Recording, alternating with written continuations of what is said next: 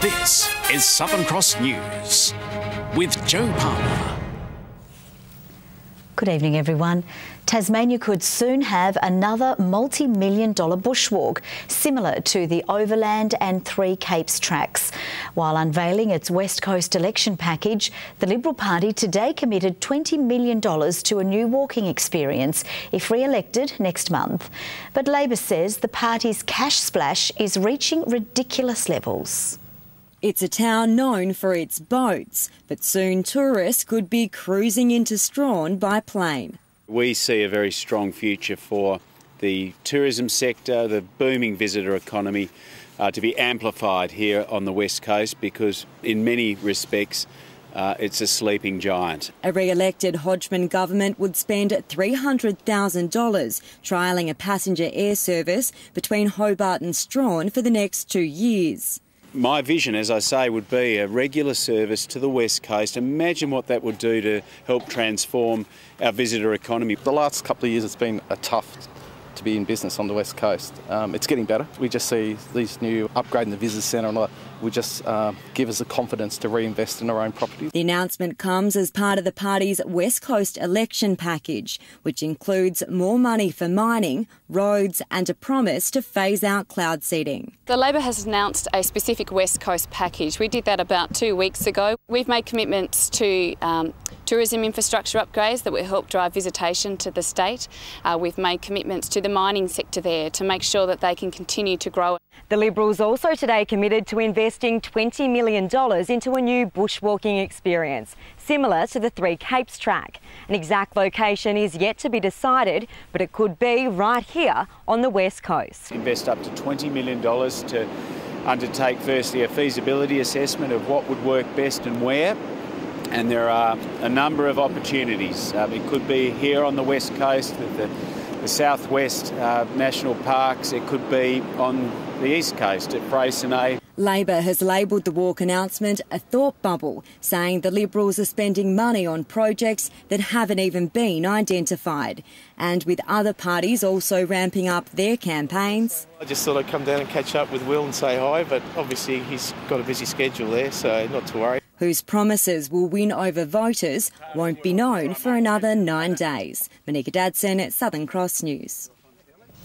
Amid increasing visitor pressure on Tasmania's national parks, both major parties are pledging funding for more rangers. The Liberals promising 15 new rangers and field officers, while Labor has committed to 30 new staff. It's for not only supporting our visitor experience on the ground, but also to maintain and protect our beautiful parks and wilderness areas. The Liberals have gouged the Park Service in their time in government. They cut funding, cut rangers, have unleashed private developers on our public protected areas.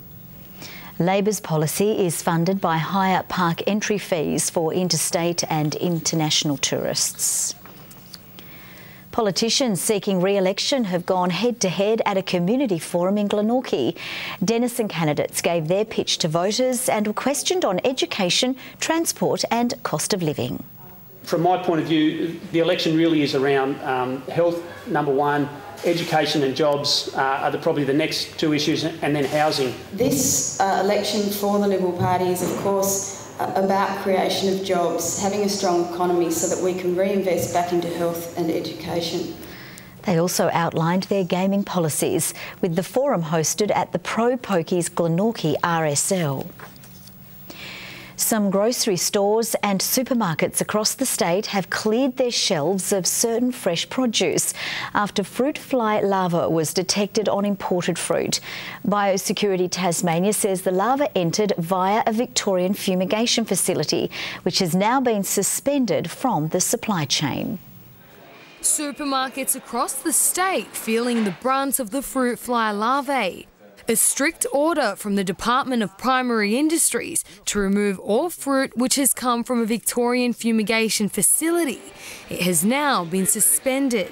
This comes after a nectarine certified as fruit fly free was found with larvae in Devonport. Speaking today, Jeremy Rockcliffe says there needs to be a thorough investigation. This is not just Tasmania's problem in isolation. There are issues in Victoria, South Australia, Western Australia. So we need an Australian biosecurity system look at this because there seems to be a national system breakdown. But Labor says the government is asleep at the wheel when it comes to biosecurity. We need to staff checkpoints on our borders. We need to check every flight that comes into Tasmania. We need to provide additional support to our farmers who are dealing with the crisis right now, and we would double the support package to Tasmanian farmers who are in the control zone, who are dealing with this problem. Some produce impacted by the recall include apricots, bananas, blackberries, cherries, strawberries and tomatoes. In a statement, Coles says fruit flies have not been found in any fresh produce and the withdrawal is a precaution. Tens of thousands of fruit and vegetables from 16 Coles stores across Tasmania are now held in an approved quarantine zone to be re-inspected. Meanwhile, Woolworths says it has removed tricoloured capsicum from its shelves, while all other fresh produce remains unaffected. Rita Risk, Southern Cross News. Tuna has confirmed a mass fish death event in Macquarie Harbour. The aquaculture company says 55,000 fish were killed at its Tablehead lease in the last week. Tuna puts the deaths down to severe weather patterns, which caused an influx of seawater into the harbour, pushing lower oxygenated water to the surface. The company's other 3 leases, which are further away from the heads, were unaffected. A jury has heard evidence from a key witness in the trial of a man charged with manslaughter following the stabbing death of Justin Tuna of Goodwood in 2016. The victim's ex-partner, Cindy Knowles, told the prosecution the accused, Robert Michael Allen, held a severe dislike for the alleged victim. The court heard a 000 call from Ms Knowles, who tells the operator Mr Tuna had arrived at her house early in the morning and was carrying on like a lunatic, which was soon followed by another call saying he had been stabbed. The trial continues. An Italian national has pleaded not guilty to causing death by dangerous driving following a fatal crash in Huonville last month. Luka Pepitone appeared in Hobart's Magistrates Court this afternoon, charged over the crash that killed another Italian national, Alessandro Borci. Mr Pepitone's lawyers told the magistrate his client wanted the case to be heard in the Supreme Court. The 30-year-old did not apply for bail and remains in custody. He will appear in April. The state's first wildlife hospital is on the hunt to keep its vital service going.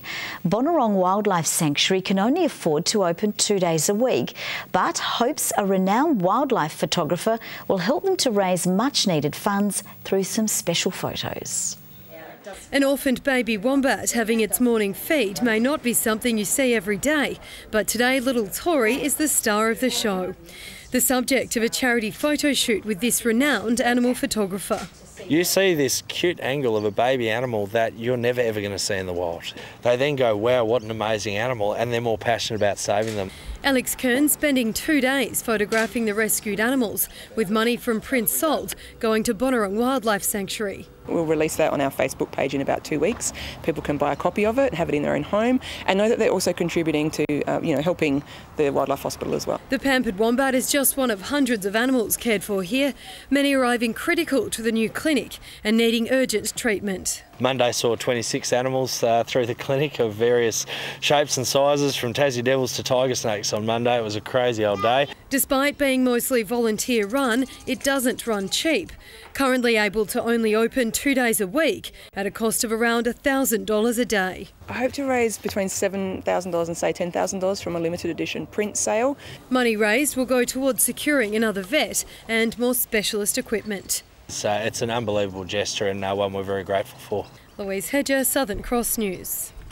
A national aged care campaign has launched in Tasmania today, aiming to highlight the importance of funding to the sector in the lead up to the election. The Our Turn to Care campaign focuses on bringing together aged care workers, residents and families in a pitch for more funding. Tasmania, as opposed to any other state and territory, is likely to see the boom required in terms of the aged care sector sooner than anyone else. But over the next 40-odd years, the sector the demand on the sector and the workforce that will be required to cope with people that are moving into aged care will need to triple. HACSU says it will ask to speak to politicians about its concerns. The Spirit of Tasmania will put on 2 extra-day sailings between Melbourne and Devonport to cope with increasing demand over the Easter holiday period. The 2 additional days will be March 27 and April 29. The Spirit of Tasmania says January 2018 was the first time the company carried more than 80,000 passengers in a single month. Despite announcing a tripling of first half net profit, baby formula producer Bellamys has seen its share value drop by nearly 6% at the close of trade. The Tasmanian-based company announcing a net profit of $22.4 million, up from just over $7 million a year ago. Bellamys says it has lowered inventory levels and brought its operating costs under control. The company is still battling multiple class actions from disgruntled shareholders. Let's take a look at the day's business and finance news now with thanks to Tasplan, your local super fund.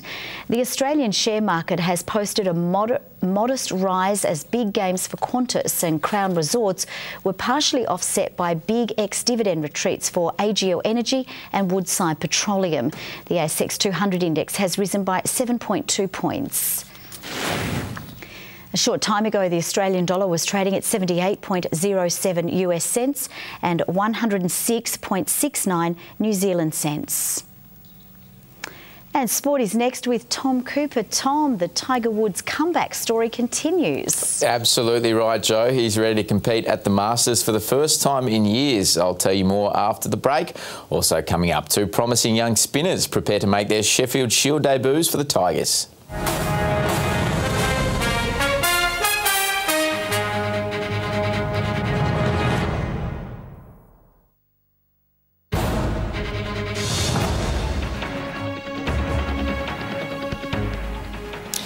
Welcome back to the TSL First tonight, and what was thought to be a crisis meeting has turned into a peaceful resolution for the time being.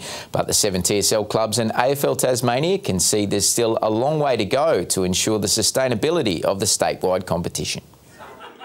All smiles and handshakes following today's closed-door meeting. Concerns of an AFL talk fest were quickly quashed. TSL and the AFL and all the clubs all had their fair say.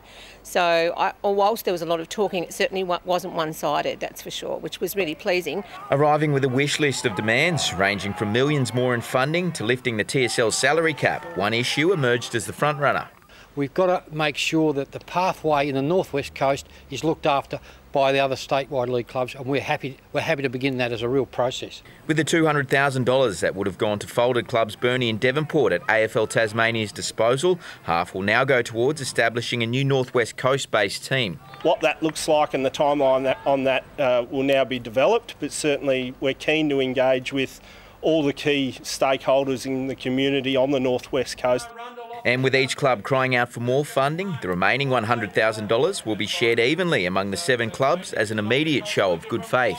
Might seem a trifling amount, but it's a great start, and it's really important for the future of our clubs because, as you know, footy is run on a shoestring. Try and get all the leagues in Tasmania to be affiliated so that there can be some rules and regulations about salary caps. AFL Tas says it will use today's submissions to form its case for more support from the mainland, after the AFL today committed to forming a working group to resolve the growing number of issues facing the statewide competition, with Gillon McLaughlin's highly anticipated visit set for the coming weeks. He will also bring a representation of from the strategy team, who will come as well to start talking about what will it look like, what will be the mandate of the group.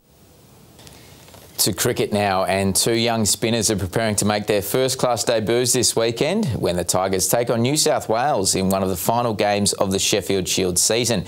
And a win or loss could mean the difference between making finals or missing out. Over the past year, Jared Freeman and Mac Wright have cemented themselves as 2 potential stars of the future, and it hasn't gone unnoticed. I was very excited, something I've worked hard for a while now, but yeah, very happy to get the call from Griff. Named in the Tigers' 13-man squad to take on the Blues this weekend, whether or not the 2 get to showcase their spin will still depend.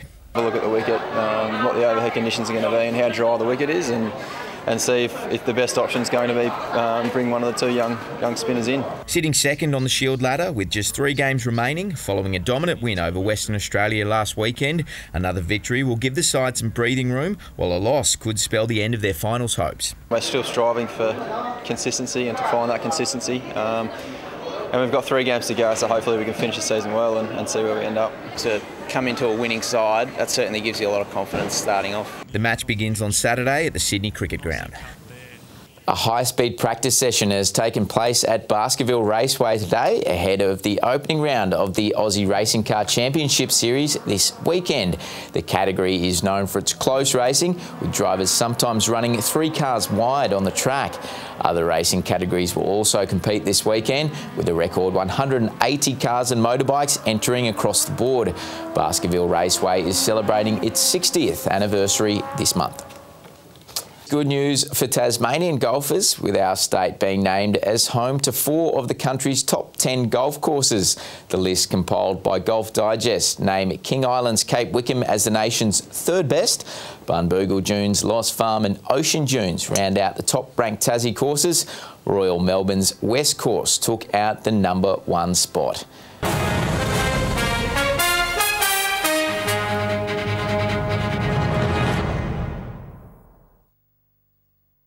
Good evening, Hobart. 22 today, warm in Launceston, 27 the high. Burnie and Devonport reached 23. Bushy Park and Ooze our best, 28 degrees. Friendly Beaches 25 today. Strawn and the Islands 24. Wynyard 23 along with St Helens.